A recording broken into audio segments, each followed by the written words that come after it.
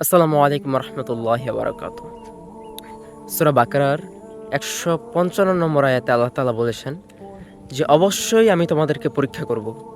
কিছুটা ভয় দিয়ে, কিছুটা ক্ষতি দিয়ে, কিছুটা বিপদ-আপদ দিয়ে, কিছুটা মাল ও জনের কষ্ট দিয়ে বা কিছুটা আ মানে জমি-জমা বা টাকা-পয়সা, রিজিকের আঘাত দিয়ে।" তো এই যে বিষয়টা আল্লাহ তাআলা বলছেন সূরা নাম্বার বাকারা আয়াত ১৫৫ নম্বর আয়াত। তো এখানে এটা বোঝানো হয়েছে যে আল্লাহ পাক আমাদেরকে ভয় দিয়ে, বিপদ-আপদ দিয়ে, রিজিক দিয়ে বিভিন্ন প্রকারে বিভিন্নভাবে আমাদেরকে পরীক্ষা করবেন। এতে হতাশ হওয়া যাবে না। এতে আল্লাহর উপর ভরসা রাখতে হবে সম্পূর্ণ যে এটা আল্লাহর পক্ষ থেকে আমার উপরে একটা শুধুমাত্র কি বলে এটাকে? শুধুমাত্র একটা পরীক্ষা, তাছাড়া কিছু না। এই পরীক্ষাটায় আল্লাহ তাআলা আবার এটাও বলেছেন যে, নে দ আ সুসংবাদ দাও ধৈর্যশীলদেরকে। সুসংবাদ দাও ধৈর্যশীলদেরকে। মানে যারা এই ভয়-ভীতি, যারা এই বিপদ-আপদে আল্লাহকে ভুলে যাবে না। আল্লাহকে না ভুলে গিয়ে আল্লাহর কাছে বেশি, বেশি করে দোয়া চাইবে, আল্লাহর কাছে ফিরে আসবে।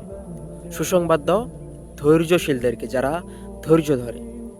আল্লাহ তাআলা কিন্তু ধৈর্যশীলদেরকে অনেক পছন্দ করে। আল্লাহ তাআলা ধৈর্যশীলদেরকে অনেক পছন্দ করে।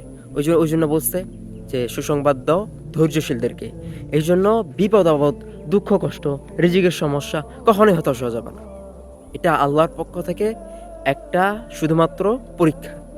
এই পরীক্ষাতে যদি আপনি ধৈর্য ধরে থাকতে পারেন, আল্লাহকে ভুলে না যান, আল্লাহর উপর যদি আপনি দোয়া পাঠ করেন, আল্লাহকে যদি আপনি ডাকেন, তাহলে আল্লাহ পাক আপনাকে এত দিবেন, আল্লাহ পাক আপনাকে এত দিবেন যে আপনি খুশি হয়ে যাবেন এবং আগে আপনার যা ছিল তার চাইতেও আল্লাহ পাক আপনাকে অনেক, অনেক বেশি দিবেন।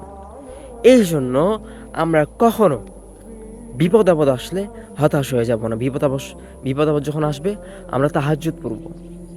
রেগুলার তাহাজ্জুদ পড়ব। আল্লাহর কাছে সাহায্য চাবো।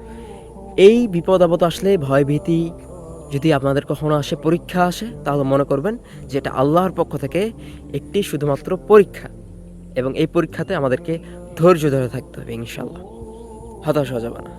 আল্লাহ পাক আমাদেরকে এইভাবে তেনার আয়াতের অর্থ বুঝে পড়ার ও বুঝার মতো তাওফিক দান করুন। সকলে বলি আমিন। আসসালামু আলাইকুম রহমতুল্লাহি ওয়া বারাকাতুহু।